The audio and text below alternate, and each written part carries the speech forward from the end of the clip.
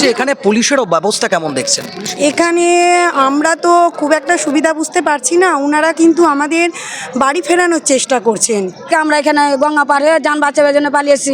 আমার মেয়েটার গলাতে ঘাঁসা লাগছে, আমার বেটার ঘরে আগুন লাগিয়ে দিয়েছে, দিয়ে এরকম করছে আর ছাগলটি যাচ্ছিল সব নিয়ে পালিয়ে গেছে। না কিছু না, যে কি খাবো তাও নাই খো, এখন চাল ছিল সব রাস্তাতে ছিটিয়ে দিয়েছে। গ্রামে ফিরতে মন চাইলেও উপায় নেই। একদিকে বাড়ি ঘর সহ সর্বস্ব পুড়ে খাক, তার উপর আতঙ্ক তারা করে বেড়াচ্ছে মালদার পারলালপুর হাই স্কুলে আশ্রয় নেওয়া শরণার্থীদের। তাদের সমস্যার সমাধানে এবার আসরে নামতে হলো জাতীয় মহিলা কমিশনকে। নেপথ্যে কোনো রাজনৈতিক দলের প্ররোচনা নাকি বহিরাগত তত্ত্ব?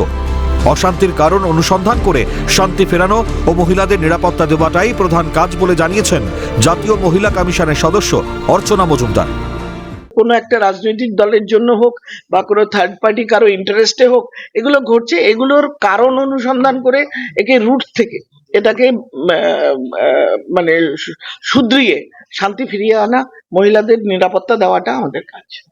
नहीं, हमने तो उनकी चिंता तो उनके संरक्षण के लिए, सुरक्षा के लिए और सम्मान के लिए हमें तब तक चिंता करनी पड़ेगी जब तक ये सब कुछ पूरा नहीं होता है। तो स्वाभाविक रूप में इन सभी महिलाओं की हमें चिंता भी है और उनके लिए पूरी ठीक व्यवस्था हो जाए, ये भी हम देखेंगे। শুক্রবার কলকাতা থেকে গাড়িতে বহরমপুর পৌঁছয় জাতীয় মহিলা কমিশনের চেয়ারপারসন বিজয়া রোহতকার, অর্চনা মজুমদার সহ 6 সদস্যের একটি দল। বহরমপুর সার্কিট হাউসের অতিথি আবাসে মধ্যাহ্নভোজ সেরে তারা যান মালদার বৈষ্ণবনগরে। সঙ্গে ছিলেন ইংরেজবাজারের বিজেপি বিধায়ক শ্রীরূপা মিত্র চৌধুরী। শরণার্থীদের পারলালপুর হাই স্কুলের মাঠে বসিয়ে শুনলেন অভাব অভিযোগ। অশান্তির দিন ঠিক কি হয়েছিল, কেনই বা তাদের পালিয়ে আসতে হলো, তা জানতে চাওয়া হয় জাতীয় মহিলা কমিশনের তরফে। অসহায় মানুষগুলোর সঙ্গে কথা বলার পর পুলিশের বিরুদ্ধে ক্ষোভ উগরে দিয়েছেন জাতীয় মহিলা কমিশনের সদস্য অর্চনা মজুমদার। তিনি বলেন, শরণার্থীরা অত্যন্ত ভীত সন্ত্রস্ত। ক্যাম্প খালি করার জন্য চাপ সৃষ্টি করা হচ্ছে পুলিশ প্রশাসনের তরফে। প্রশ্ন উঠছে, কোথায় যাবে, কি খাবে এই মানুষগুলো? একই অভিযোগের সুর শোনা গেল শরণার্থীদের গলাতেও। অবস্থা ভালো না এবং যারা আছে তারা অত্যন্ত ভীত সন্ত্রস্ত, তাদের উপরে পুলিশের জোর এবং তার সাথে প্রশাসন, তারা চাইছে এই জায়গাটাকে খালি করে দিতে। কোথায় যাবে এই মানুষগুলো?